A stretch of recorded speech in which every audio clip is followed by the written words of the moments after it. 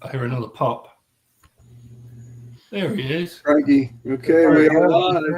Hey, Evening, Frank. Hey, Welcome. good evening. You can lead it off.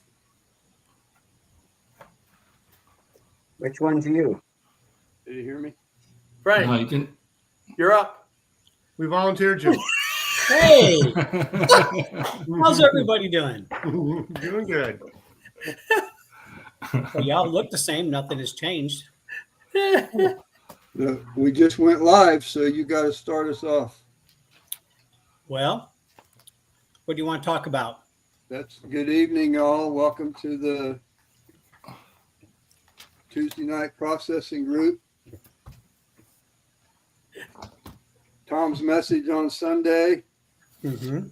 broke into Romans 6, probably one of the most important 6, 7, and 8 most important chapters in the Bible. You want to continue? That's a no. That's a no. Who's up? You want me off guard? Which I is already probably did a enough good thing. talking. Somebody else talk.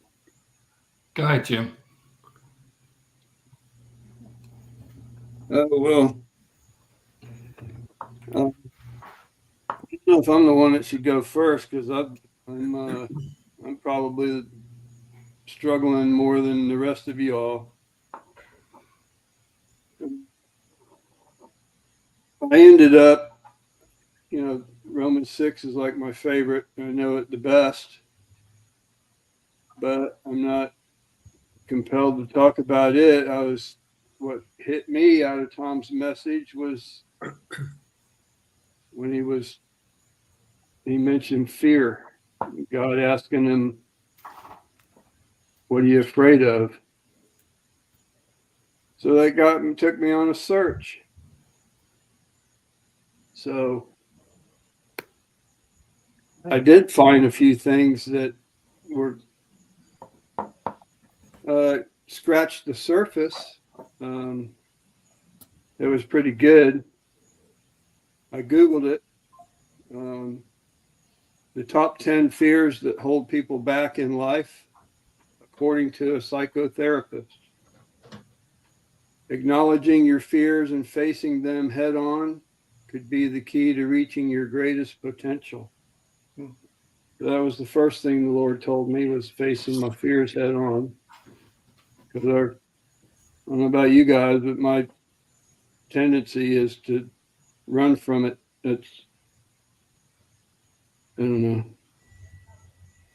It seems like it gets overwhelming after a while. You do good for a while and then it just starts wearing you down. Whether your fears involve your relationship, career, death, or discomfort, staying inside your comfort zone will ensure you live a small life. I can relate to that. In fact, as a therapist, I see a lot of people work so hard to prevent themselves from ever feeling anxious that they actually develop depression. Their efforts to make themselves stay comfortable inadvertently backfire.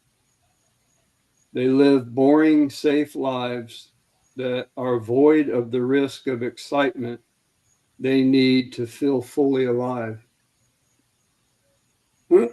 Probably done some of that too. Here are the top 10 fears that hold people back in life. Number 1 is change. We live in an ever-changing world, and it is happening more rapidly than ever before. Despite this fact, however, there are many people who fear change, and so they resist it. I can relate to that one. This can cause you to miss out on many good opportunities that come your way. You run the risk of being stagnant and staying stuck in a rut when you avoid change. Number 2, loneliness. The fear of loneliness can sometimes cause people to resist living alone or even to stay in bad relationships. Or the fear of loneliness can cause people to obsessively use social media to the extent that they miss out on making face-to-face connections. And while it's smart to ward off loneliness, studies show it's just as harmful to your health as smoking. It's important to surround yourself with healthy people in healthy social interactions. Number 3, failure. One of the most common fears on earth is the fear of failure. It's embarrassing to fail, and it may reinforce your beliefs that you don't measure up. You also might avoid doing anything where success isn't guaranteed. Ultimately, you'll miss out on all the life's lessons and opportunities that might help you find success. Number 4 is rejection. Many people avoid things like meeting new people or trying to enter into new relationships because of fear of rejection. Even individuals who are already married sometimes avoid asking their longtime spouse for something, imagining that the person will say no. Whether you fear asking that attractive person out on a date or asking your boss for a raise, the fear of rejection could keep you stuck. And while rejection stings, it doesn't hurt as much as a missed opportunity. Failure and rejection is a biggie for me. 5 is uncertainty. People often avoid trying something different for fear of uncertainty. After all, there's no guarantee that doing something new will make life better. But staying the same is one surefire way to stay stagnant. Whether you're afraid to accept a new job or afraid to move to a new city, don't let the fear of uncertainty hold you back.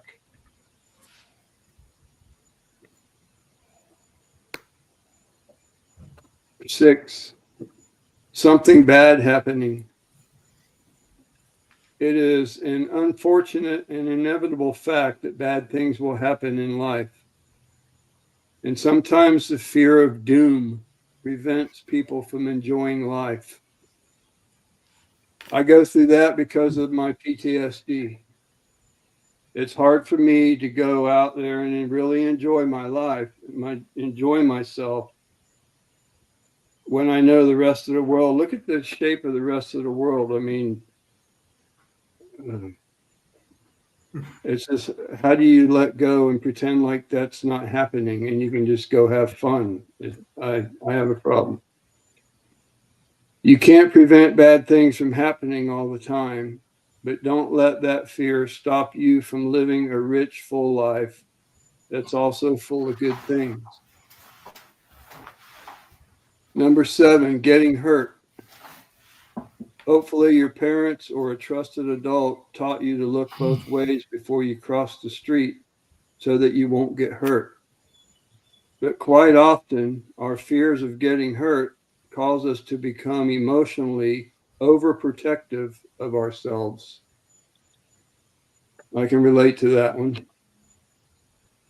Your fear of uncomfortable feelings and emotional wounds might prevent you from making deep, meaningful connections, or it might stop you from being vulnerable at work.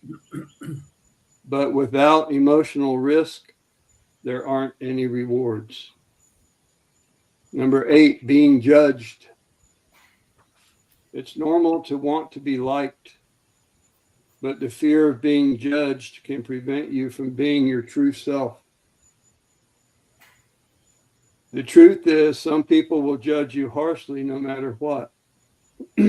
But trusting that you're mentally strong enough to live according to your values is key to living your best life.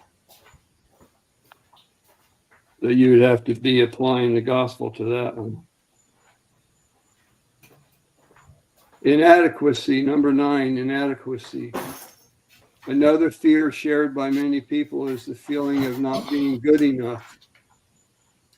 If you feel like you don't measure up, you might become an underachiever, or you might become a perfectionist in an effort to try to prove your worth. I relate to that one very well. The fear of inadequacy can be deep rooted, and while it is hard to face it head on, you'll never succeed until you feel worthy of your success. Number 10 is loss of freedom.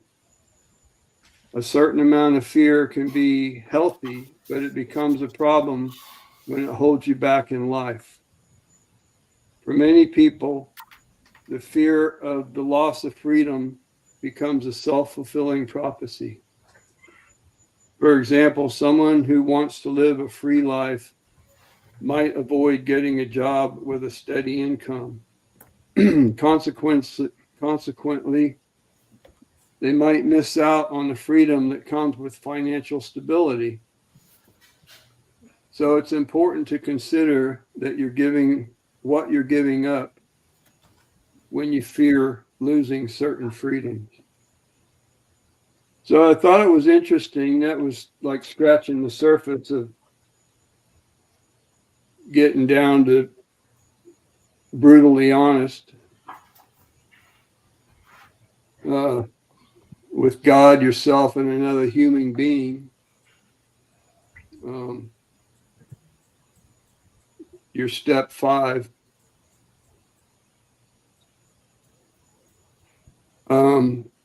It got me in touch with some of the things I struggle, and the Lord's telling me it's just the nature of the flesh. I don't have to worry because it's not me anymore. But see, everything in my flesh does not believe that. It's never going to believe that. Ever. So until it's, so here I am, the new man, I'm a prisoner in this body with the leftover remnants of my flesh that's screaming at me that I'm worthless. I'm never going to measure up. None of this is really true. It's just a fairy tale.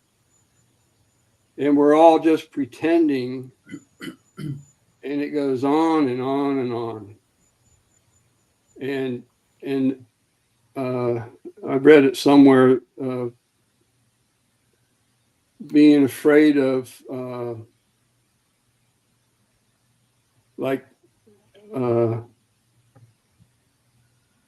it's fear of the unknown. When you're laying on your deathbed, I mean, we're taught, there's heaven and hell, and we're a brand new person now, so we don't have to worry about it. We're going to heaven. But because we didn't experience that yet, is it really true? So in the flesh, you're going to be totally freaked out. And it's going to take, because I believe, in my experience, to believe the gospel for myself is supernatural. God has to enable me to do that, or it ain't happening. Because if you leave it up to me to believe the gospel for myself, it's not happening. What's too Now, right? I can try, I can want to, but I can't make it happen. Yeah. He's got to show up right in that train of thought. He's got to bust in. He's got to bust through my self-talk, and he's got to reveal himself to me. I don't know about you guys, but I've been through enough in my life. I want proof. Talk is cheap. I've been lied to and manipulated all my life. Been there and done that. So that was the one thing about when I met John Glenn, because I watched him like a hawk, because I was waiting for him to screw up so I could prove that it wasn't true. Because up until the point before I met him, everything that I had experienced was bullshit. Excuse my language. So I went to a church and they told me I needed deliverance. They they prayed over, they marched around me. They spent 2 weeks in intercession, interceding for me, the prayer warriors or whoever they were. And then in 2 weeks, they put me on a hot seat and they marched around me, Wow. praying in tongues and casting all this out, right?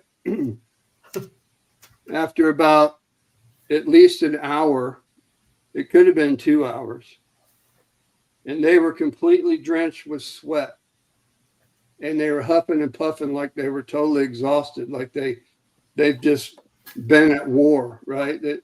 Like a major workout, just totally drenched with sweat. And finally, one comes up to me and she goes, "You know, we're really sorry, but you got demons so bad, there's nothing we can do." And they kicked me out of the church.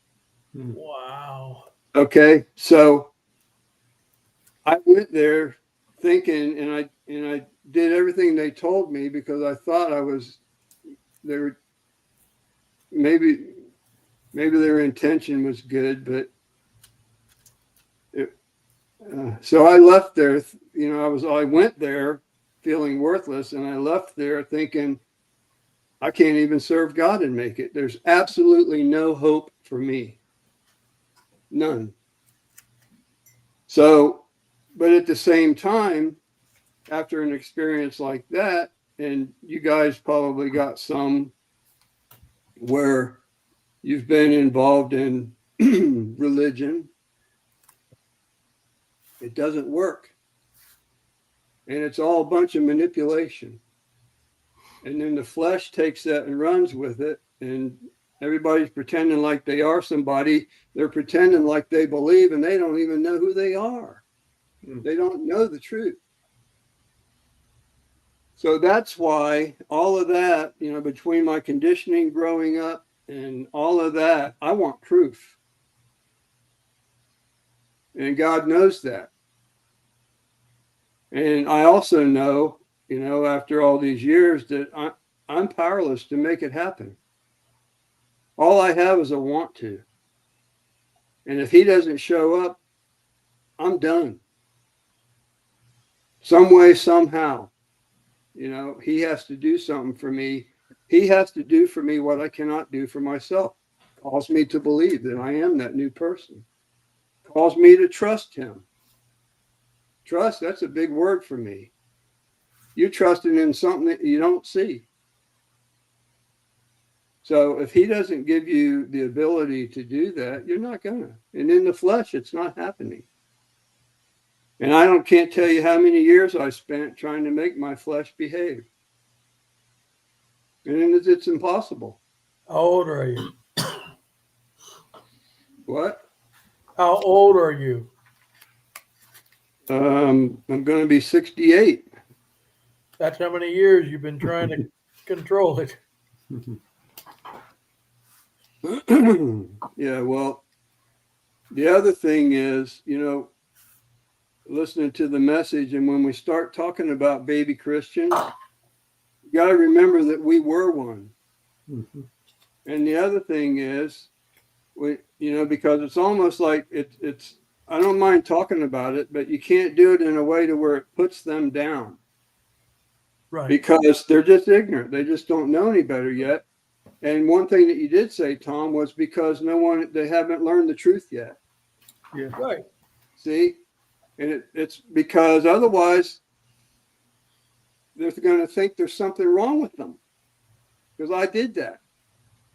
You know, oh, you're just a baby. Well, I don't want to be a baby. I want to be grown up. How do you do that? How can you help me do that instead of judging me for not being that? Follow me? Yep. So I don't know, am I oversensitive or just burned out on religion? Because, you know, there's the super Christians and then there's the baby Christian. And it's bullshit. We're all equal. There's no partiality with God. He loves us all the same. Nobody's any better than anybody else. And we all got stinking flesh. We all have struggles. We all have our own wars going on.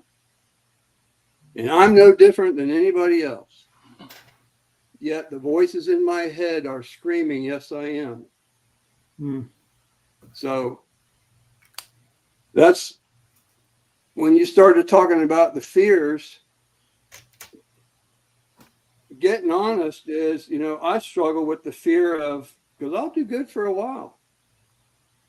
And then all of a sudden it's like, what if it ain't true?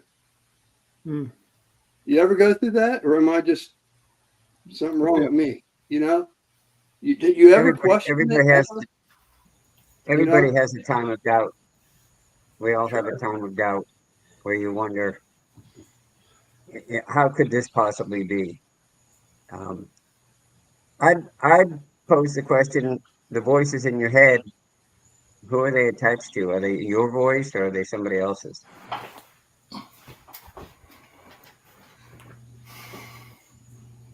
Mine.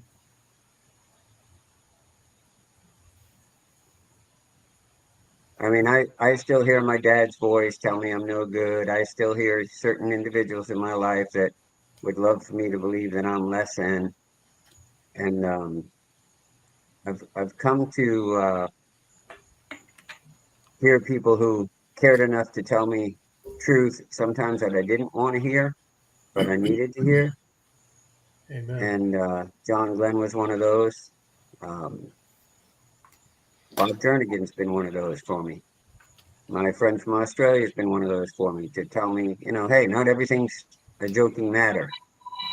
You joke too much, you talk too much, and boy, it hurts to hear it. But the truth sometimes has to be told so we can go beyond it. And my dad's been gone well over 20 years, but his voice still comes up and tells me, you ain't gonna be nothing. You're gonna be no good. But that's I mentioned it a few weeks ago, that I've got this new dad in heaven that is an encourager, that does want what's best for me, that will tell me the truth with love. I hate to hear those words, brutally honest, because brutally honest is not the same as the truth with love. The truth with love is what I heard from people like John Glenn and Denny Ulrich. The people who, Denny, I used to get in the car with him and I'd be griping and complaining about what just happened in my home as we were driving down to Palm Beach. And he'd let me go about 15 or 20 minutes and then he'd tap me on the knee and say, it's not them, it's you. And it's like, what? He did Didn't you that just to hear me what too, I've been Dave. telling you? Yeah. He says, it's not them, it's you. You have some issues. You have some anger going on in you, and you've got to figure out where it's coming from. Right. And deal with it. And I'm still dealing with it. I'm 65 this month. And like I said a few weeks ago, I still feel like a little kid who's trying to perform for mommy and daddy or trying to please the world, and it's impossible to do. And I hope you got that book I sent for you, Jim, but that one's been helping me to sit down and write stuff out. I'm 64 years old and I'm still doing psychotherapy with myself and trying to heal. I guess that'll happen the rest of my life. But more and more, those voices affect me less and less because I have a great hope in what I have in my salvation and with my God. And nobody can take that away from me. Not even those voices. And if they can, it's because I allow it. Because I choose to believe those voices over the voice of God. Mhm. And they're all imperfect. Yeah, I think that's true, Dave. It's when we choose to believe those voices, you know what I mean? Like the voice of your dad, for example, it only hurts because you took it to heart and believed it. You know what I mean? Right? Yeah. Yeah. No, I think it's deeper than It caused an emotional response in me that I didn't like. So you make up a story that says they must be right. Yeah. Go ahead, Martin. for me. Now I'm just talking for me. A lot of the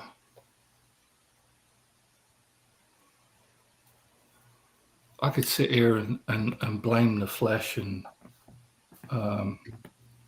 we could all move on swiftly. But the thing is,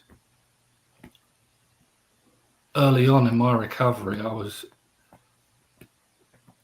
blessed to be surrounded by a bunch of people. Dave mentioned a few of them,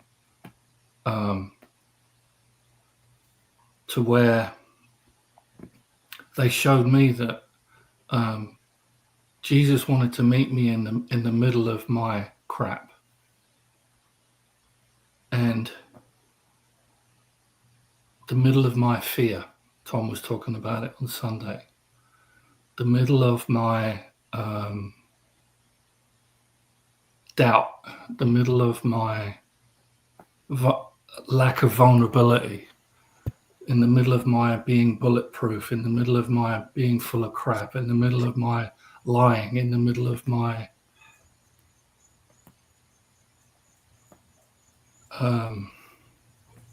being petrified that I'm the only one that couldn't hear God's voice. And I'm surrounded by 400 men that say and that they can hear God's voice. So I'm sitting there going, well, what's wrong with me? I didn't feel like getting up and speaking in tongues. Thought it was all BS. I didn't want to fake it, because I'd faked it in my life to the point where I hated myself so much. I mean, repulsive. I heard words coming out of my mouth, and I'm like, why can't I stop doing this? And then you hear about the whole God thing, and yeah, you see the crap in that. You see the fake stuff. You see a guy that just came in off the street, and now he's speaking in tongues, and he's flailing around in the spirit. Part of you knows it's all crap, but what if it isn't? And how come he's doing that and I'm not? Mm-hmm. You are doing some mental gymnastics, and God's not even in the picture. And I'm talking about with me. I tried everything. I'd get up at 4 o'clock in the morning and go into this prayer group, because I thought if I'll do that, maybe then I'll hear from God. I went to Spanish church. I couldn't understand a single word except Gracias Jesus, because that was when it was over. I'm the tallest guy in the room. And but because I thought if I prove to God that I'm keen and that I really want Him, then he'll come to me.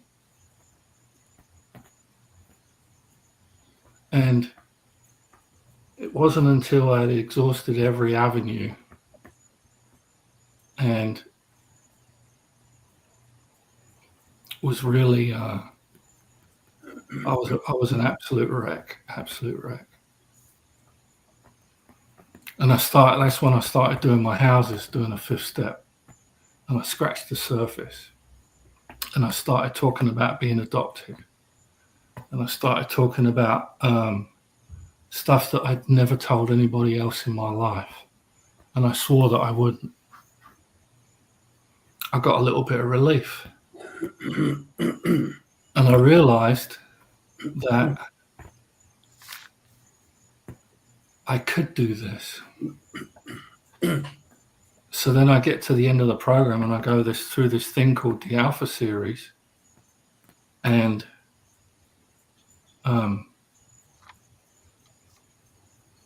God shows up in a way that, for me, now there's 12 other guys in the group, and He showed up for them individually, whatever they needed. The first day, the guy, I mean, I'm not going to go into detail, but the first guy was a gentleman that had got jumped at a fair in a state and was getting beaten up by 4 people, and he got the baseball bat off of one guy and bashed him over the head and killed him. And he never got arrested for it, got away with it. And the guilt was eating him inside out. And I had lived with this guy for 9 months. And I knew him. And I knew he was an iron worker. construction, so there was no fluff. There was no disrespect to any career, but you know what I'm saying. It was like black and white. And I watched him get healed. And when I say healed, I watched Jesus show up and love him in a way that radically changed him from the inside out. Right in front of me, 2 feet away, on the opposite couch. I didn't know what the hell it was. I had watched him. I knew what he had done. He cussed worse than me, smoked 20 a day. He wasn't living right. He's in a rehab, you know what I mean? And yet he got what I wanted. So that night we went to this prayer meeting. And at the end, you know, they did the altar call. But before they did the altar call, this guy goes, anybody want prayer? My arm went up like 900 miles an hour. I said, yeah, I experienced something today. And he got it. And whatever he got, that's what I want. And the guy goes, well, what happened? I said, I don't know. You'll have to ask him. Well, he's still in la la land, not believing that Jesus loved, you know, he's experienced Jesus' love.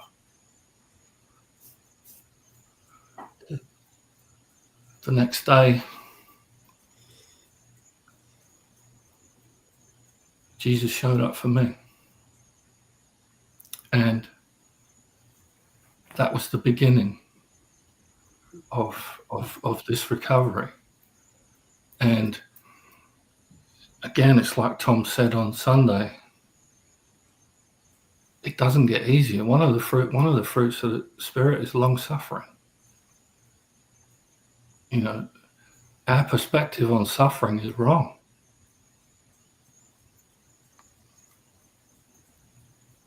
I don't know what the answer is for everything that you're saying, Jim, but and I guarantee you there's 30 people watching that are in the same boat. It's all relative. It's all someone's suck is no different than anybody else's. But the bottom line is, Jesus is our Savior. And it doesn't matter what it is. We start off with powerlessness. Again, what Tom was talking about on Sunday. We say, I'm talking about myself, I say I'm done. And when I say I'm done, I've got about 2 or 3 days left in me of being in control and being powerful. And then when I'm really scraping the barrel, is when he starts talking to me. It's when he starts bringing me back to life, the resurrected life that Tom was talking about. But like Dave says, it starts here. It starts with me. I can't worry about anything or anyone else until I've dealt with whatever he wants me to deal with. And I'm not minimalizing or rationalizing anything, but there's some things that you can't do on your own. You need help.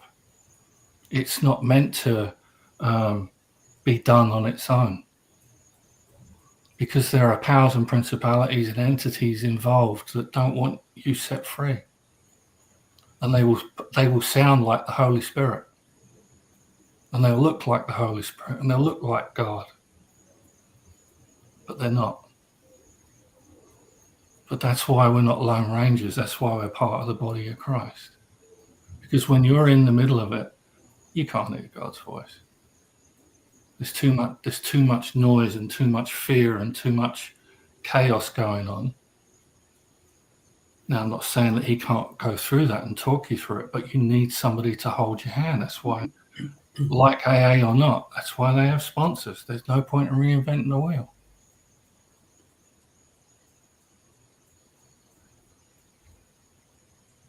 So, funnily enough, Cindy got this email today. She gets this devotional email she started reading, and the subject was fear. And it's a little different I'm reading it, so if I look weird, I'm on another page. Your fear will always tell you that you're not ready, incapable, unqualified, or unworthy. It will have you believe that you're not good enough and that everyone else is better than you.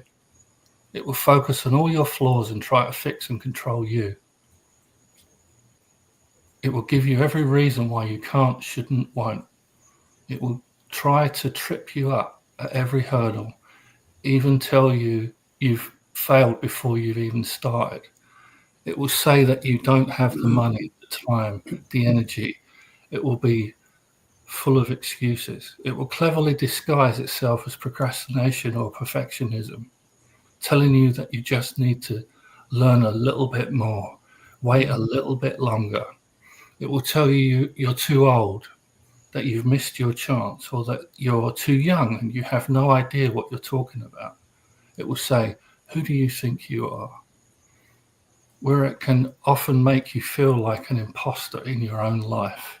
It can just as quickly have you believe that you are superior. It will tell you that your way is the best. It will tell you your religion is the only truth. It will tell you that you are more spiritual. It will tell you that your judgment isn't judging. It will convince you that your prejudice is reasonable. It will define others by their race, sexuality, and money. It will focus on all your differences and try to separate you all in every way possible. Sound familiar? It will keep you from connecting, from relating, from remembering that you all belong to each other. There will be days when it will be loud, overbearing, paralyzing, and maybe even have you believe that you exist for no reason at all, that the world is a bad place. It's almost as if it's an entity, right? The way that's written, that's what jumps off the page at me. Then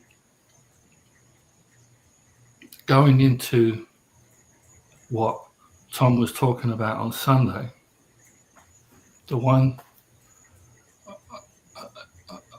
it was brilliant, Tom. I want to read the one thing that absolutely jumped out at me, man. We have the ability to hear God's voice. You went into a little bit more depth, but if we are constantly listening for the Spirit, the Father's voice, we don't have to worry about sin, stroke fear. The Spirit will lead us to faith, away from fear. The Spirit will never lead us into sin. The reason that jumped off the page is one of my biggest triggers is not knowing enough. And yet what he's been showing me here the last few weeks, I've had more than my fair share of confrontations at work. I'm a realtor, so it's all negotiating and blah, blah, blah. And then also in my personal life. And coming from somebody that learnt from an early age how to handle people, you know, from an early age, from my house growing up, I got to the point again with handling people that I was turning my own stomach. I wanted to stop. I didn't know how to. And again, in his perfect timing, God shows up one night and he starts talking about the fear behind the handling. You understand what I'm saying by handling?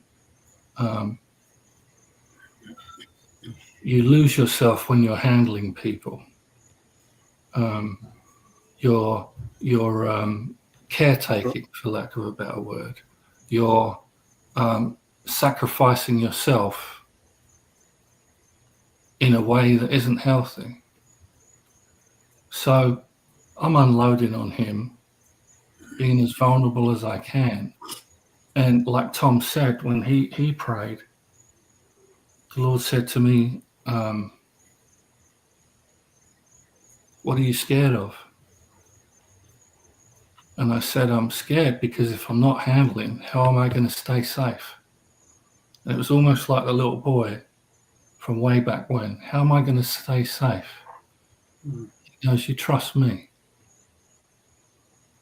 And I'm going, well, okay, so I can do that. But what about these other people that are coming at me? What do I do with them? He says, you trust me with them. And for the last month and a half, I've been living that. And I'm watching him take care of me in the middle of all that. What's my job in the middle of all that?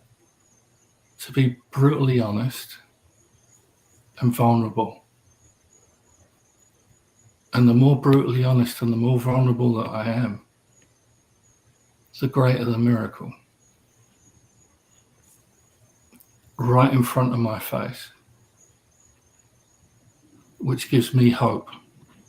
The next time it happens, I'm a little bit less freaked out. I'm waiting for him to do for me what I can't do for myself. That isn't a buzzword. That is my reality now. I'm watching him do for me what I can't do for myself. In my relationships with Cindy, with everybody. And it's not costing me anything. I walk away because I'm trusting him with the relationship.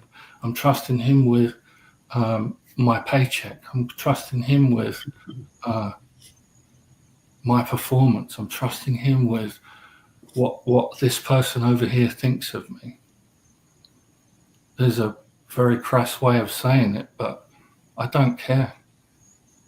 I don't care because I'm starting to experience the security in him, the significance in him.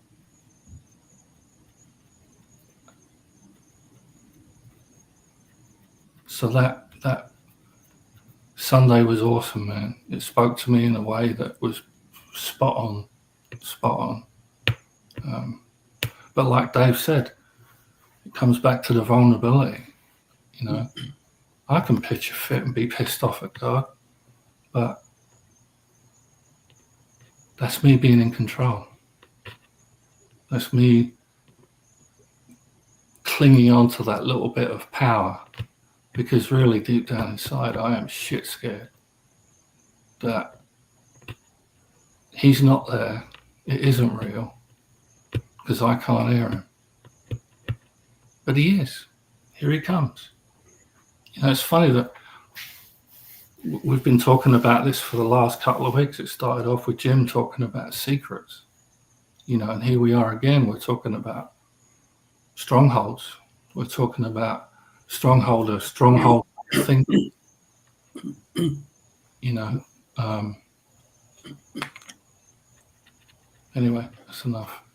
So one of my fears to even talk about this was, am I going to be judged? Am I going to be viewed as I'm this little baby Christian? Are you guys going to try to say stuff to fix me, like you don't go there, you don't struggle with that? Or are you going to relate with me because you can and you do go through that, and share with me what works for you to help me? Follow me? Mm-hmm. Because I'm so used to the pride in the flesh.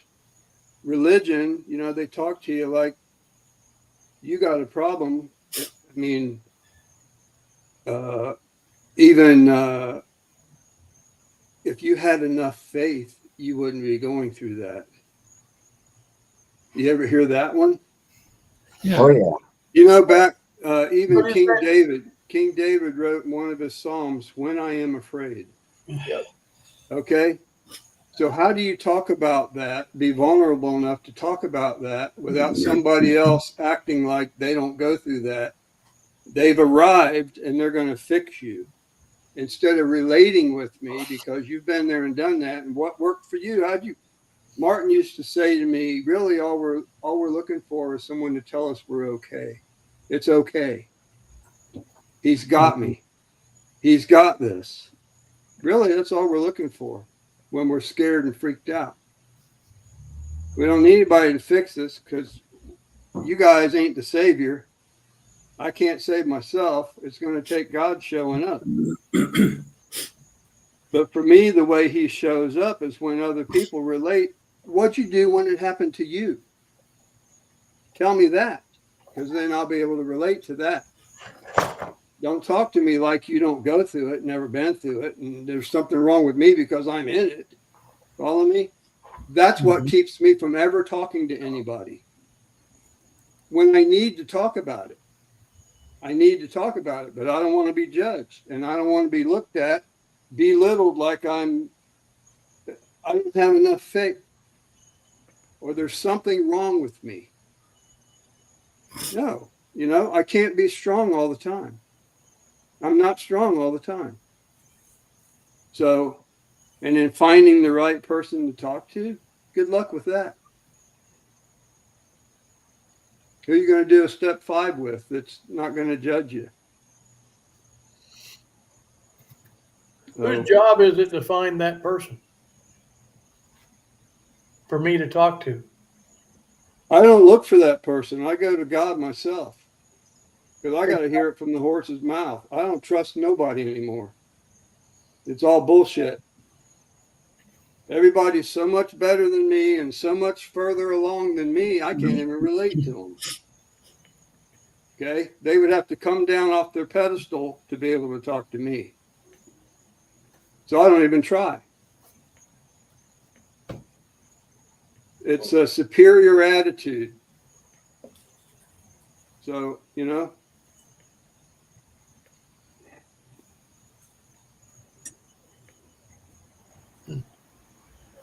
With respect to my fears, go back to King David, everybody's heard the 23rd Psalm where he admitted, yea, though I walk through the valley of the shadow of death. I mean, I get this picture of my knees just banging together, petrified, scared to go forward, scared to go back, scared to stay here. I mean, I think that's what I got out of that from him, I mean, it's like, wow. And he was supposedly the man after God's own heart, so, yeah. and it's going to take somebody that's in that exact situation to be able to relate to you. Yeah. Okay. I talked to John Glenn over and over about PTSD. And you know what he told me? The same thing that I've experienced to be true for my life. It doesn't go away. Mm-hmm. It's never going to go away. You just learn how to live with it. Yeah. Okay. That's what I'm doing. The conditioning from childhood, it's engraved. It's not ever going away. So that's why those that are in leadership, John used to say, are the most screwed up, because we have to be hearing it over and over and over. That's me. Mm-hmm. Because give it a week, I don't hear God, then I'm right back to what's natural. What's normal is the unbelief. That's why I'm saying if he doesn't show up, I'm done. But then, so I've got my health issues I'm going through. I've got work issues I'm going through. I just had my daughter. I just had 4 generations in the pool at our complex. So I've got all the memories from that. Tomorrow is a year since John passed. I mean, it's all just caving in on me. And And on top of that, like Martin said, I haven't heard God. I haven't heard him. I need to hear him say, I love you. I just give me an awareness of your presence with me. I don't even have that. And I know it's for a reason, probably to provoke me to talk tonight on this class. So that we can all stop, we can drop our pride, we can drop our facades, we can drop it and get brutally honest that we all go through it. Nobody's a super Christian. Right. Nobody. And we need to talk about, be real, open and honest and transparent about emotions and struggles and what we go through, because that's what helps me. Hearing somebody, it's like a preacher getting up there telling you all the shit that you need to do, like he doesn't go through it. I can't stand that. It makes me, I want to throw up. I even stood up one time and yelled at the guy, why don't you come out here with the rest of us? Come off that stage, come out here with the rest of us, you know, because you ain't no better. Mm-hmm.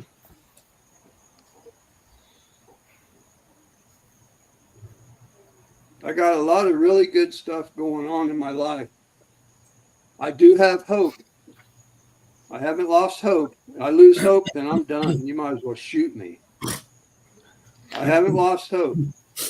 And I'm waiting on God to show up like I always do. And he always shows up. But what I'm doing now that I never do is I'm talking about it while I'm in the shit. Okay? And it ain't pretty. And I'm sorry, it ain't pretty. And it hurts like hell.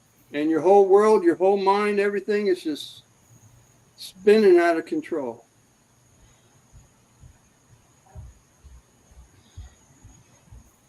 And this too will pass. You know, usually there's a breakthrough on the other side of it. And yes, I have been reading that book, Dave. It's awesome, that book. And my wife's reading it also. It's helping It's a two great people. book. That book is Awesome. awesome. Yes. I've shared it with dozens of people already. It's Yeah. changed my life in the last year and a half. Oh, yeah. Yeah. So, you For know, these guys, it's not a big secret. It's a book that if you go on Facebook, there's a guy got a page called Badass Counseling. And he wrote a book called There's a Hole in My Love Cup. And basically, in the forward of it, he says if you do the work in this book, you won't need me, a $500 an hour counselor from Manhattan. You do the work at the end of each chapter and do the journaling and do what he suggests. And a lot of that comes down to, Jim, I have no idea what it's like to have PTSD. No idea at all. Never experienced it. Fear of, like one of those chapters said, you know, peel back the onion and get honest and say, what words, if you heard them, would scare the living daylights out of you? And he just cut in the writing, in my writing, peeling back the onion, and it came down to 3 words. And that's what you're feeling right now, I think, is I'm all alone. Those are scary words. And that's what it was for me. And he said, okay, now start there. Are you going to be okay no matter what? That was cool. I mean, and I've referred to him so many times in my sermons. I've been studying the book of Sven. It's by Sven Erlandson. It's a great book. And then we bought the Badass Wisdom book too. We do a daily wake up call in the morning. Go through it. If we all have wounds, every single one of us, and if we don't dig into them and allow them to come to the forefront and feel them and then let them out, that's what the journaling's about, letting them out. And he says, use whatever language you have to. Just let it rip on a piece of paper or whatever. You don't ever have to send that person a letter. Go burn it. But it's great therapy. Great therapy. yeah, a lot of in my conditioning growing up, it wasn't I think what spoke louder than the verbal words was the body language and what wasn't said. Yeah. Okay. Right. Yeah, you and me both. A little Right. sideways look or a smirk or you know. Yeah. Yeah. So I used to get, I had, I can look back. I think I was in 6th grade or something. I was really good at sports. Didn't matter what I did, I was good at it. Football and baseball. I was probably better at baseball, but football, I was quarterback. And then every now and then I played fullback, and I was middle linebacker on defense. So I had my jersey number was number 19, Johnny Unitas, you know. And my dad was like, yes, that's Johnny Unitas. Well, there was a kid, a big kid that I was intimidated by. His name was Steve Barco. And his number was 98. Who the hell wants 98, right? Well, he ended up liking my jersey and he wanted to trade, and I gave him my jersey and took 98. And when I got home, my dad says, where's your jersey at? Oh, I gave it away. Why'd you do that? Why did I give my blessing away? Follow me? Because I'm seeking acceptance and approval. Wait. Well, I'm still doing that now. I'm still doing it. You know, I've gone out of my way to help people. Why? Part of it because that's who I am. That's who God's made me to be. I'm a giver. I love giving. But I do unto others as I would have them do unto me. I want them to do it back to me, and it doesn't happen. And then I get pissed off because it's not right. So at least communicate with me. Tell me something. Don't leave me fucking hanging. And then when I say something, I'm the one with the problem. And it's not right. And it's like, oh, well, you didn't even appreciate the gift. You're showing me how much you appreciated it by not even communicating to me. That hurts. Okay. And it makes me even, so my challenge is the first place I want to go is murderous rage and hate. And in the flesh, back in the day, no one ever did that to me. I kicked your ass every friggin' day till you paid me back. Or I became your worst nightmare. I made you wish you never met me. And now I have to, like Martin says, I have to trust the Lord with the other person. And I keep praying to him, you got to tell him. And then day after day, nothing happens. Nothing happens. Nothing happens. What's he supposed to tell him? To thank you? It's disrespectful. It is disrespectful. And one of the boundaries classes that I do, I did it all the time. And I used to be a rager. None of you guys knew me back then, but it wasn't pretty. If you hold the door for somebody, Walmart, and they walk in and they don't acknowledge you, what do? Yeah. You go, I don't have a yell problem real with loud, that. you're welcome. Hello, you're welcome. I held the door for you. If you do that, you never did it for them. You did it for you. because you wanted something. That's what it comes down to. And until you deal with that part of it, well, it's not right. Hey, according to who? If you really did it freely, you wouldn't expect the thanks. No, I got manipulated in the beginning Yeah, me too. because there was three things that were going to happen that month. So this person was going to have a paycheck. And I took that as you're going to be able to pay me right back. But he didn't say that. He just said, I'm going to have a paycheck. I assumed that I was going to get it right back. So I stopped what I was doing, went to the bank and got him the money. Well, that's about a year ago now. Yeah, So I got 3 situations like that going on right now, and I hear you loud and clear. and I And it's did it exactly the same. because I loved the person and I was trying to help him. Right? Me too. All 3 of them. And And what gets me is when I go to talk about this, I'm the one with the problem. And see, I'm tired of hearing that because other people need to own their shit also. Because it ain't just me.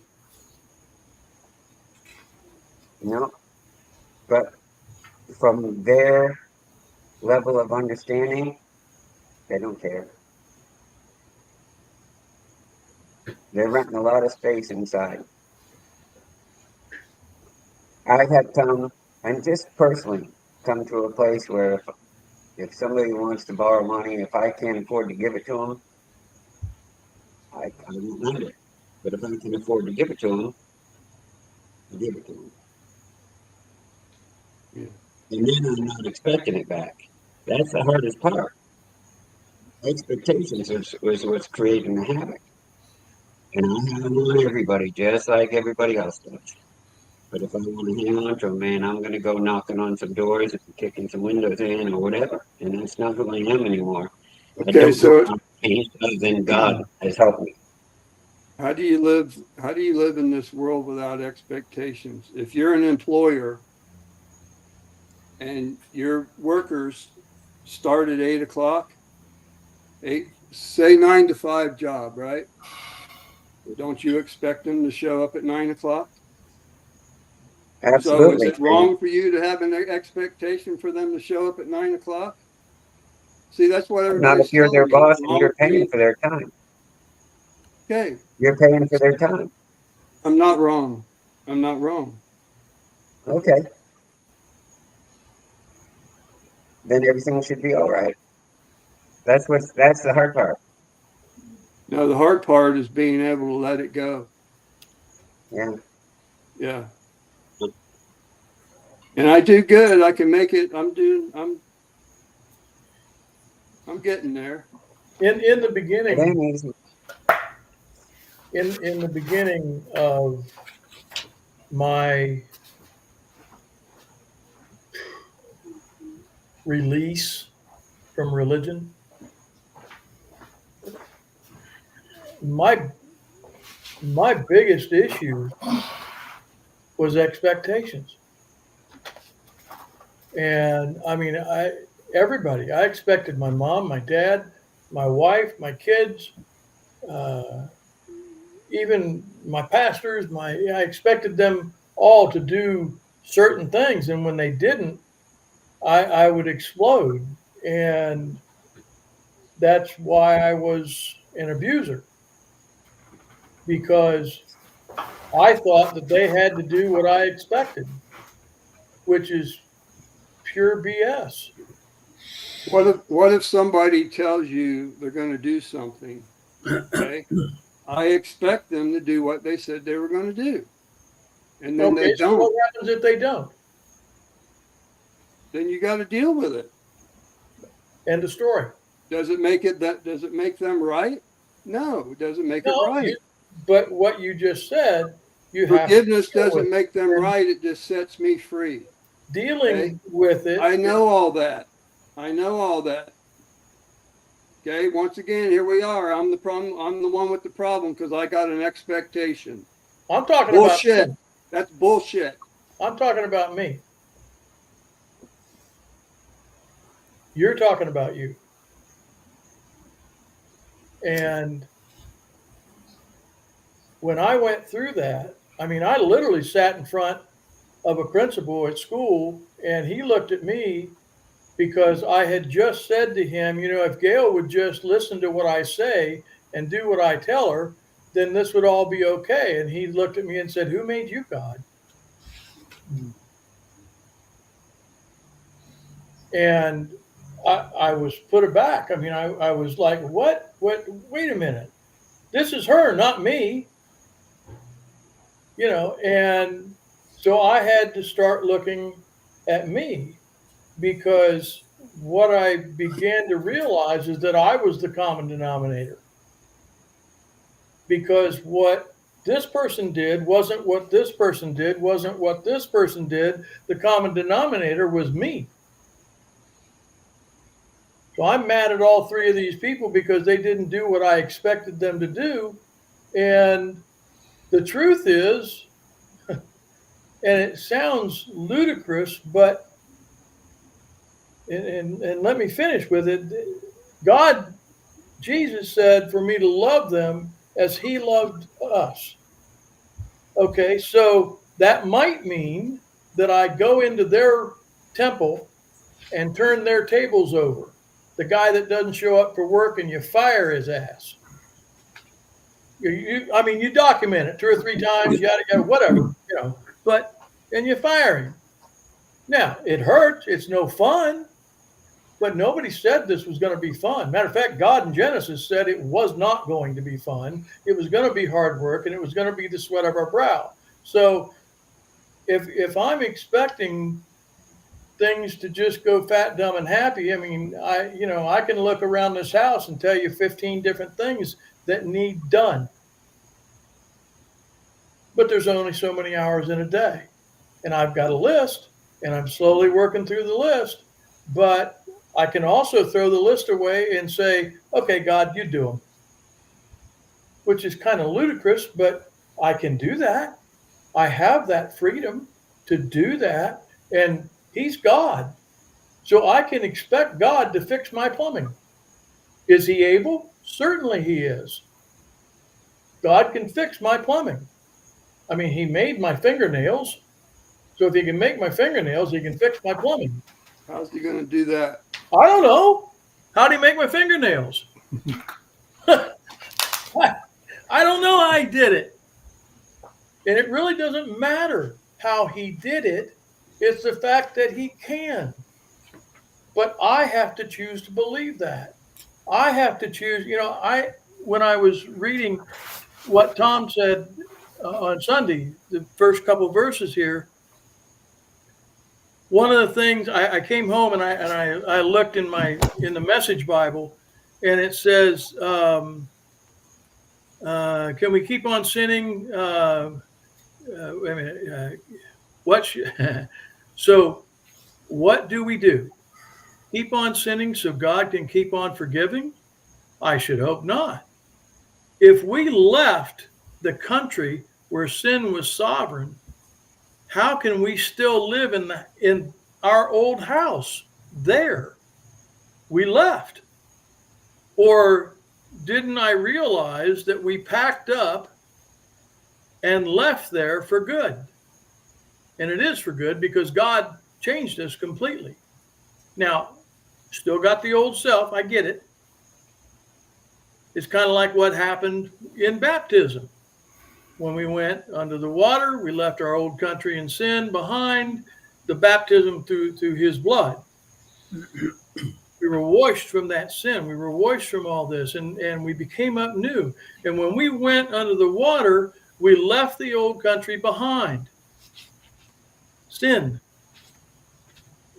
And we come up brand new. Now, that's a hard thing for me to believe because, like Tom said, who sinned this morning? Who sinned last night? And sure, I deal with that every day. Man, Jim, I understand you completely because I get it. But my only rescue from this, it's either true, it's either real or it's not. He either told the truth or it's a lie. And I have to choose. I do. It's got nothing to do with you. I have to choose whether I'm going to believe this book, whether I'm going to believe his word, whether I'm going to believe his son and his payment or not. That's the only way I get through my day. I have to go back to right up here, step one, admitted that I'm powerless. Because if I'm going to keep trying it and expect somebody else to do something, that's me doing it. That ain't being powerless. I'm powerless to believe it myself. If you're asking me to believe it for myself, I'm powerless. I can't do it. Correct. Ephesians 2:8-9. For by grace you saved through faith, and that is not of yourself. Okay, so if he doesn't show up, I'm done. That faith is from him. He's either telling the truth or it's a lie. And your example of expectations was in a whole different category than what I was talking about. Expectations are expectations, Jim. No, they're not. Okay. So what? Okay, change the word from expectation to truth. You're going to walk in the truth? What's truth? Doesn't truth look like something? Or is that just out there, whatever? Jesus said he is the truth. I am the way, the truth, and the life. Bro, it's just sounding religious to me. It's not helping me. Put it that way. You're not helping me. Okay. It's just religious. He said it, not me. So, I'm just repeating what God said. yeah, well, I have enough memory left that I know what God says. Okay. You don't have to repeat it. I already know it. Okay. It's believing it is where the struggle is. Well, anyhow, You all go through the same thing I go through. I ain't no different. no, That's true. absolutely true. So when I came back and I read that moving from one country to another, that really hit home for me that, well, if I've moved away from there, no, I can't live in that old house. And if that old house is gone, dead, burned up, and it's history, then what am I doing? Why am I trying to live in that and failing? But that meant something to me.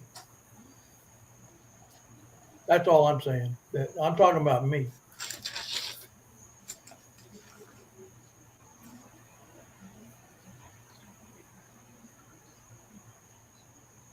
It's one of the things that we struggle with is we fight for our right to be right. And Not that's that either. It's walking in the truth, walking in the light. well, and being honorable. And because you're trying to be honorable, you expect others to be honorable, but not everybody is. I No, know that. I know that. And this ain't my first how do rodeo. that's true. Ain't my first rodeo.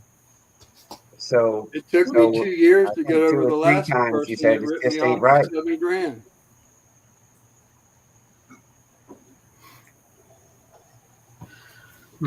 So I kind of expect people to disappoint me, and if they don't, it's a bonus. Really. I mean, True. pretty accurate, unfortunately. yeah. I mean, well, the thing of it is that's the only way I can let them off the hook. You know, because it's happened so many times, and you know what? I've disappointed other people myself. You know, Oh, I do it all the time. Yeah. Yeah. It's whether I meant to or not, whether I even was aware of it or not. I'm sure there's been times I've disappointed people and I wasn't even aware of it. So, Oh, no doubt. Yeah, same here. Didn't want to. Yeah, sometimes I did, sometimes I didn't. I'll be honest with So is the trick accepting the disappointment without accepting the anger and letting it turn? you. Well, I think that has to do with the sending away of it. You know, I mean, godly forgiveness is the ability to send it away. I can't do that on my own. He's got to do that. You know, because I'm gonna hold on to it so that it doesn't happen to me again. Maybe I can see it coming next time. Well, remembering is important. A fool goes back to his folly like a dog to his vomit. And Yeah, that's difficult. That's God's way of explaining it. You keep going back and doing the same thing, wondering why people keep messing you over. yeah, yeah. I held grudges for years, and one day God said, yeah, you're forgiven, but have you asked them to forgive you? And I'm like, what? Yeah. What are you That's talking hard. about? Yeah, And I started making calls, and I was saying, I apologize, and they were like, yeah, but everything you did, I deserved, because it wasn't pretty. And I'm right. like, no, I went to hatred, and that's where I'm asking for forgiveness for. And all but one of those, I think 7 or 8 calls that day, half of them didn't even know I was angry at them. Mm, And all of them healed the relationship almost immediately, except for the one who wouldn't accept it. And I had to pray about that. Okay, God, what do I do here? Yeah, that's tough. That's hard. And basically, and I heard in my spirit, it says, you did your part. You asked. Not mm. everybody's going to give it to you. And that was a big lesson for me. That was probably about 7 or 8 years after I got saved. It was like being saved again. It's like I drove home 20 feet off I-95. It just, wow, it was freeing.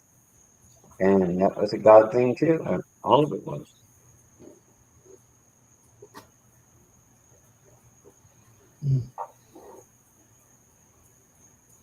Yep.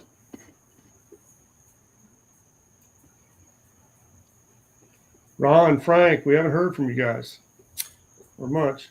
Jim, I wish I It had. being entertaining. A big word. I wish I had a big word that would be helpful. I know this digs deep. I know the Jim that I used to know, when he gets in this frame of mind, I know usually what you do is you start paddling out. The body's not allowing you to do that no more. But don't go on day after day with this heavy weight, because I can hear it. And yes, I've gone through it too, and I still go through it. I'm not any different. I may hide it a little bit different, but I go through it. And I come through it.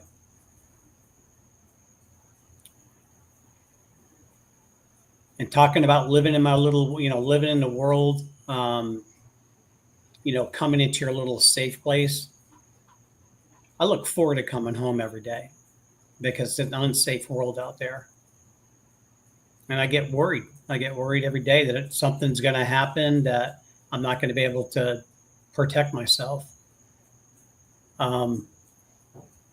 But God always comes through one way or another.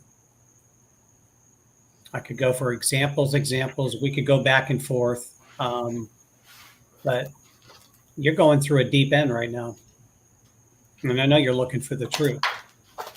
What is the truth? Well, and if you want to talk about expectations, I got one on God. Okay. I expect him to do something about the shit. Mm-hmm. Okay. I'm owning my part. It's funny. You pray and you pray and you pray till you're blue in the face and nothing friggin' happens. Where the hell is he? Well, the vengeance is mine, saith the Lord. isn't supposed to be tagged with, and I can't wait till he does it. Yeah, it's You look at, me, the you timing look is at always the issue. Yeah. Well, he's speaking the truth in love to me. I want him to do the same thing to everybody else. I'm not the only one with a problem here. I They might might be not the be only hearing one showing it right now.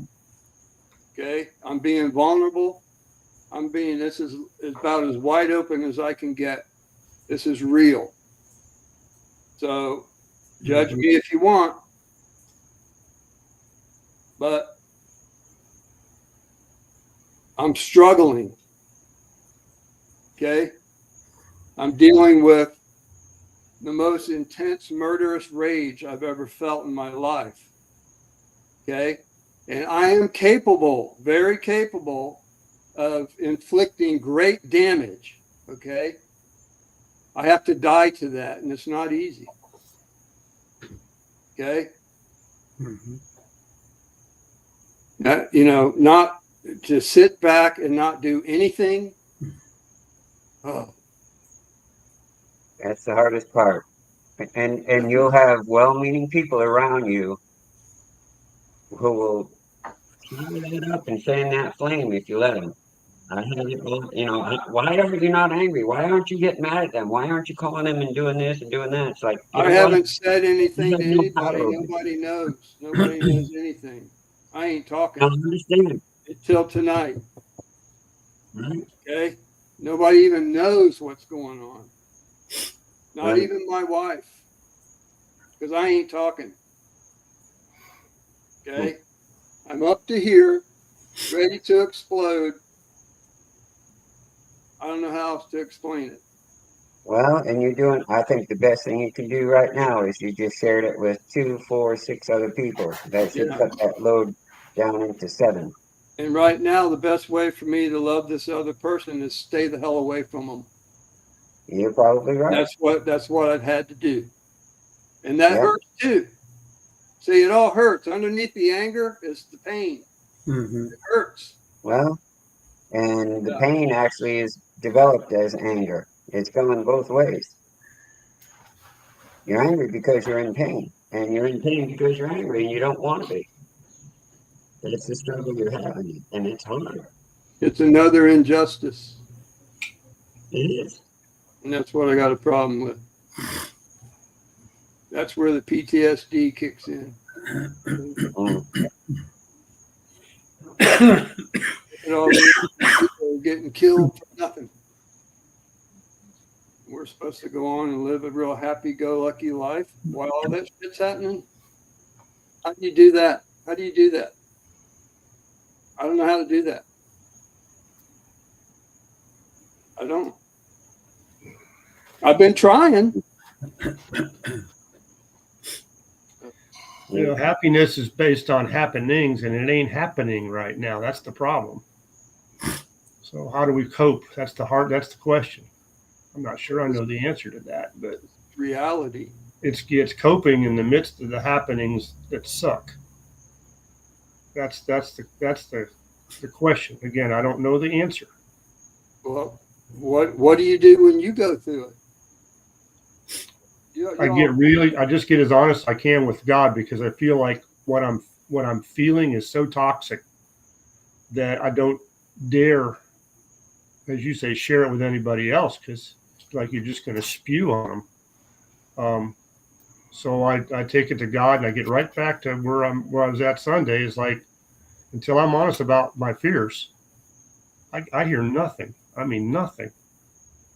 And I've started to at least figure out that if I can at least say what my fears are, admit them, then I got a chance of opening up that dialogue with him again. But until I do, I'm really kind of lying to myself, Sometimes it's not really easy to put a finger on what your fear is. Like I wrote down those 10 things you started out with tonight. So like with me, 5, uncertainty; 6, bad happenings or doom; 7 getting hurt. Those are I guess, probably my big 3. And then with you guys, it's probably all different, you know. But yeah, I don't like uncertainty because I want to be in control, right? I don't like bad happenings because it offends my sense of fairness. Getting hurt same way. It offends my sense of fairness. So, those are my big 3. Yeah. But you guys may be different. But until I get honest about it, I'm just toxic. I'm telling you. The smart, like you say, Jim, the smartest thing you can do is just stay away, because you're toxic. Yeah. That's where I'm at with it, and really the only safe place to get rid of this toxic waste is to take it to the Lord. He's the only one that can really handle it. Yeah. In a safe manner that's safe for everybody involved. That's the only way I can deal with it. Yeah. Thank you. So I was thinking maybe I should not be on this class for a little while. Maybe I need to just take a break. I don't know if I'm helping or hurting, and I don't want to do that. I think the subject we got into tonight is probably helped somebody that maybe we don't know of yet. Absolutely. You know what I'm saying? So, the fact that you're being honest, we're all being as honest as we can be, is probably benefiting somebody. So I don't know, but I don't know the answer to that. That's something you and the Lord have to work that out. I'm going to be patient either way. I'm okay with you either way. So just for the record, when Jim's got it too, I don't know what you call it, but we can see there's more numbers watching tonight than there have been in a long time. So maybe it was supposed to go down like this. Could be. Yeah. I think you chose a perfect time, and I think that by opening up, it actually builds relationships with 2, 4, 6, 7 people in this room. And you're not alone, and we do care about you. We love you, man. And we're not gonna. There's not a competition about who's more mature or less mature. We're here for you. Yeah. So you know how we've been taught by John Glenn, and we've gone through the Alpha series, and we can manage our own emotions. In the emotion, I think it's chapter 3, whatever, he talks about emotion. And you get used to hearing God for yourself in leadership of the Spirit. Okay? What happens with loving one another also? Because we're so focused on leadership of the Spirit and hearing God lead us and guide us into our everyday affairs, pick up the phone and call, hey, what's happening? I was thinking about you today. I don't know anything about any of you guys. Do we ever even talk? Do we communicate?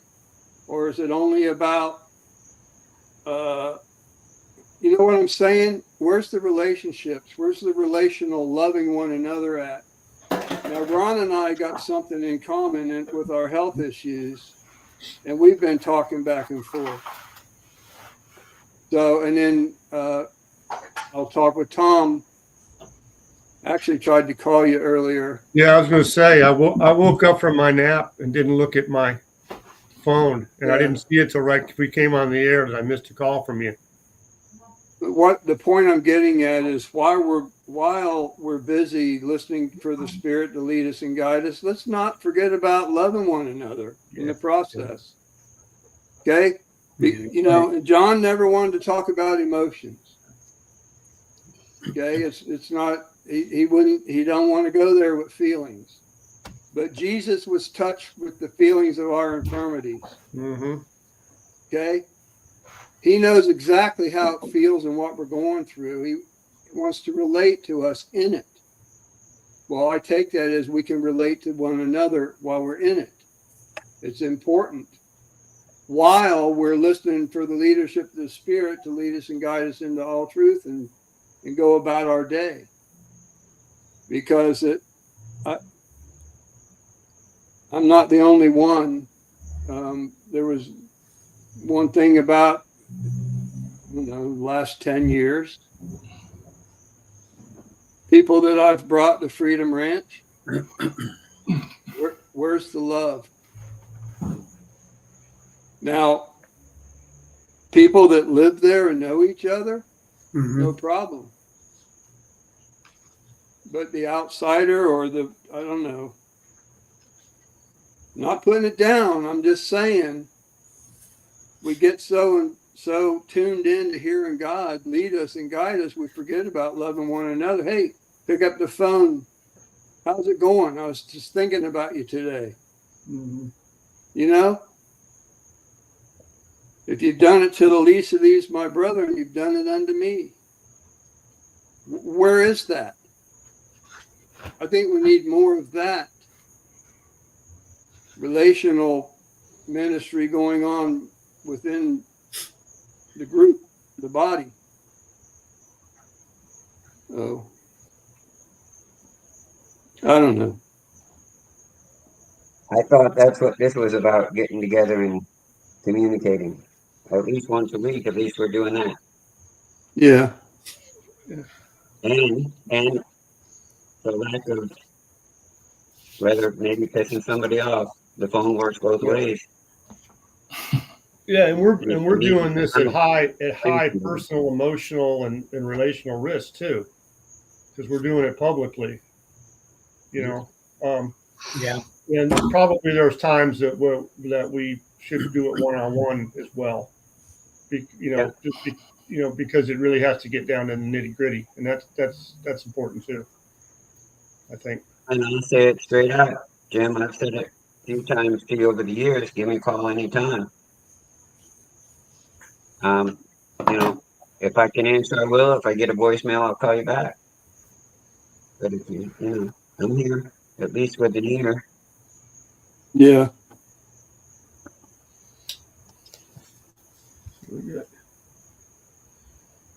Yeah. There's Sandy chiming in right there, and yeah, again, this has been a tough time for all of us. I'm sure it's tough on you, Ron. I know it's tough on Sandy. It's tough on all of us that had close relationships with John. And we're not the only ones, for sure. So many people out there. And Jim, with this anniversary, you might not realize. I mean, now that it's being spoken of, but with it coming up, and you've been missing, subconsciously, that could be creating a lot of this angst as well. Right. Yeah. Mhm. Yeah. I mean, he was there for you, and he understands what you're going through. And like I said, I've never had PTSD, but I've no idea what it's like. Yeah. It's like, Yeah. tell me about your kids. I don't have kids. I have no idea what it's like to lose a child or have a child to love. Martin would use in class. He would have someone sit and he'd walk up behind him and smack him in the back of the head. And use the example of every day smacking him in the back of the head. Every time he came up behind him, he smacked him in the back of the head. And then the one time that you walk by and you don't, they duck anyway. Okay? No, because they're so used to that happening, that's PTSD. Mm-hmm. Okay? That's what it looks like. It's an automatic reaction. It's like it's engraved. It's a reflex that just happens automatically. You don't even have to think about it. And it's just like a state of hypervigilance all the time. Yeah. Yes. It's like sticking your finger in the wall socket 24/7. Yeah. You're amped up inside. Mm-hmm. Yeah. Right. Yeah. Panic attacks, anxiety, cold sweats, hyperventilating, and you can't even get a breath. You can't breathe. Yeah. It's real and it's bad.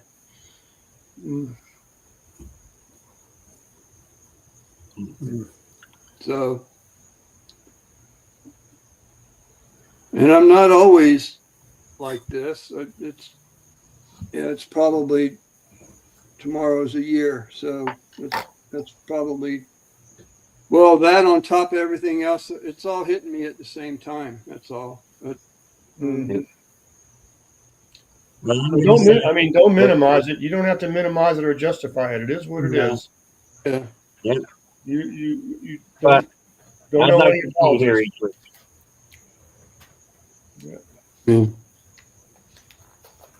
There's 2, 4, 6 of us besides you here, Jim. Who wants to see Jim remain in the group and keep on coming back? Because I think he's good. Oh, well, I do too. But I mean, that's up to Jim and God. I'll be Yeah. patient. Of course. But we're here for you. Like I said, like somebody already said, somebody needs to hear this tonight. That's the only reason Right. it happened. I Yeah. think so. I was going to try not to talk tonight. I was going to just let everybody else go Mhm. and not say nothing. So God did show up. There you go. There you go. There's your evidence. Mm. He did it his way. So I think part of it is I got burned in the church because anytime that you got vulnerable like this, you didn't have enough faith and there was something wrong with you because they're so far above you, you know. Mhm. You ain't alone in that one, I promise you. Yeah, Yeah. we've been burned on that one for sure. Yeah. That's how I ended Back up when- out here. Well, it makes it hard to be vulnerable again. Sooner or later, you got to trust somebody. I know that. And we use it all the time in class. When it comes to God, he walks you to the edge of the cliff and he says, jump, I'll catch you. What? Well, and the other thing about when I use the term baby Christians too, I'm also speaking of those people that are the perpetrators of a lot of this pain on other people that kind of act like they've got their stuff together and that they've arrived and that they know something and all that. When deep down inside, the truth is they're scared to death, and they're putting up a front, trying to not admit it, and they're stepping on other people, trying to make themselves look better. I mean, so maybe the better term wouldn't be baby Christians, but brats. Yeah. Brats. Mhm. That might be a better. Jesus hung out with his disciples and turned to him and said, how long do I have to be with you guys? And you still don't understand. Yeah. That too. Not so all alone. Yeah. Back when I was in law enforcement, my medical doctor asked me what I was doing for my PTSD. And I told her I can't have PTSD because I was never in the military. Mm. And that was my firm belief. And that sent me down a road. And as I went down that road, I ended up going to Lakeland to the office of 220.org. And they're born again believers. They all profess Christ. Well, at least the owner does. And he was ex military and ex firefighter, I think, or medic, one or the other. And I ended up with Steve Cohn going through the process that they use to help people. And it helped. And they have a new site. He put it on the page here tonight. Helpingthehero.org. And I was amazed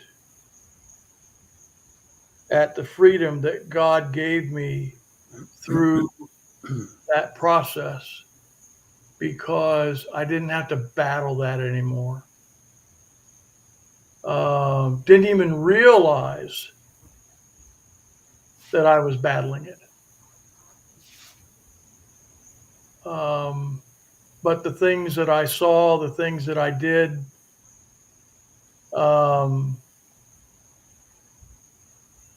I thought I just had to live with. And so as far as I'm, it's not a commercial for them. I'm just telling you it worked for me. And it worked for Steve. He'll tell you so. We see life completely different now. But I give the glory to God for that, because that man who started that organization believes that God told him to start it. God told him to help people. God told him to love others like Christ and to help heal people. A lot of it had to do with me being willing. And no different than you tonight, Jim. You were willing to step out. And buddy, I love you. And you know, the anger and the hatred and the hurting people and being able to hurt people. I mean, people in my life know broken bones because of me. And that's a confession I don't like making, because that's not me. That's me 20 years ago, 25 years ago, at least. Longer, probably. Well, yeah, 30, we're married 37 years. So that's me 35 years ago. So there's a whole lot of people in my life that they hear that today. If they're listening right now, they're like, what? You? No, because that's not what they see now. But that's because it's no longer me. I moved to a different country. I moved to a different life. He moved me to something different. But I had to take the steps that I had to take also, just like you're doing. So as far as being on this panel, I think you're exactly what this panel needs, personally. And I would miss you. But that's between, like Tom said, that is something between you and God. You know, if God wants you to take a sabbatical, then take one. If he doesn't, see you next week. You know, it's truly that simple. And God knows we might not all be here next week. Who knows? Yeah, and you're not letting us down either way. No, hell no. Yeah. This is Not what all here, even when I am here. I would rather you do this than suck it down Yeah, that's right. and end up in a tower somewhere with a rifle. You know, my God. Absolutely. Heal. Heavenly Father, I pray for Jim. I pray for anybody and everybody that is listening to this tonight that's dealing with the same issues: hatred, anger, viciousness in our lives. This whole world is falling apart around us, and we see it every day, all day long, Lord. And only you are the answer. You are what makes Bill Psalm, Jim, everybody on this panel, everybody on the side panel, everybody listening, a new creation. None of us were able to do that on our own. You did it. Done. It's history. Now help us to see it, to live it, to know it, for it to be real in each of our lives. In Jesus' name, amen. Amen. Amen. Remember.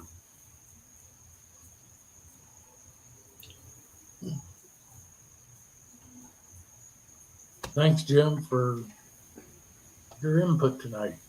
Yes. I think that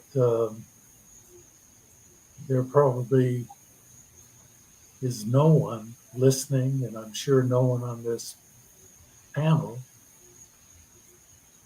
that isn't going through or hasn't gone through exactly what you're going through.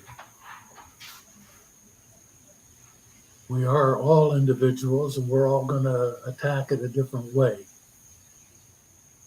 The feelings can be the same, or they can be different. We don't know.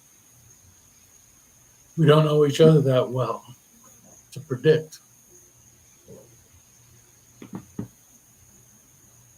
And I'll leave, we've been on almost 2 hours now, and I know time's getting late, but I'd like to leave us with this thought that actually my brother taught me years ago. And that is to go back to Ephesians chapter 1 and beginning in verse 3. Substitute all the pronouns in there with your name.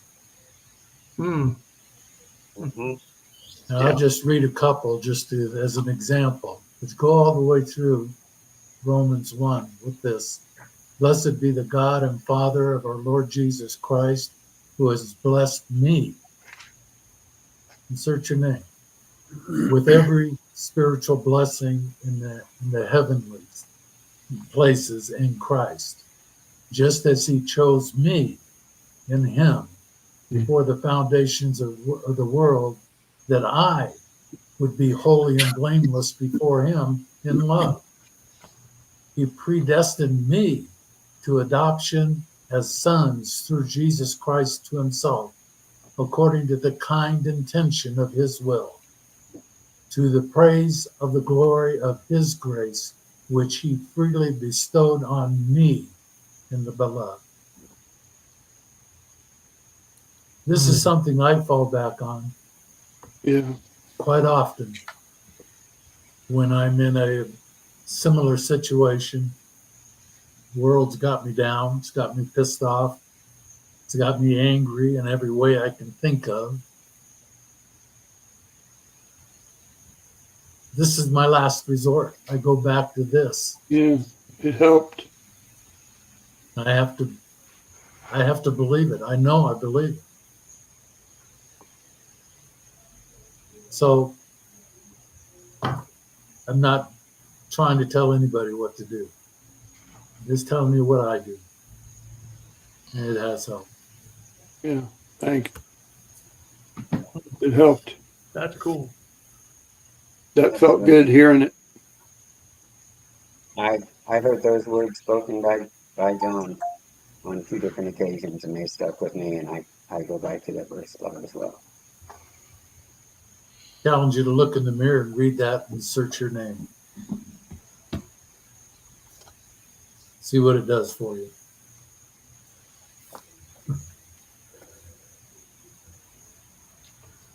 Sounds like Probably a a great good place way to to end cut it this. down for tonight, I would think, eh? Sounds good. Absolutely.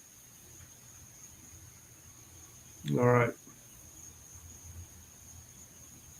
Bill, who's here? I'm back. I was writing Got an notes. hour. I was writing notes again. There goes Ron making me write notes again for tomorrow. Tonight, we've got Patrick Zent, Peggy Fender Martins, Kelly Odom, Bob Stafford, Gail Somm, I know that guy, Darbod, Sandy Glenn, Chuck Warren, Steve Cohn, Michelle McMillan, Alexander Shipman,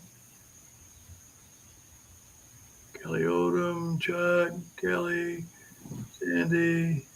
I'm getting there. Kelly Odom, Cindy Warren. Jim, this is the first time on here, and I don't know you personally, but I will listen and I will not judge. Our faith is tested every day. And I didn't go to church because I felt that, why, if God is so good, why do all these bad things happen? But as I got older, I understood more. Please, please let me know if you want to talk.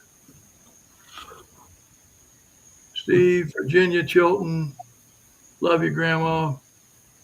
Chuck Warren, Steve again. That's the list. And that's just who's on here tonight, and everybody else who's out there listening and praying right now for all of us because of the stuff we go through, and especially for you, Jim.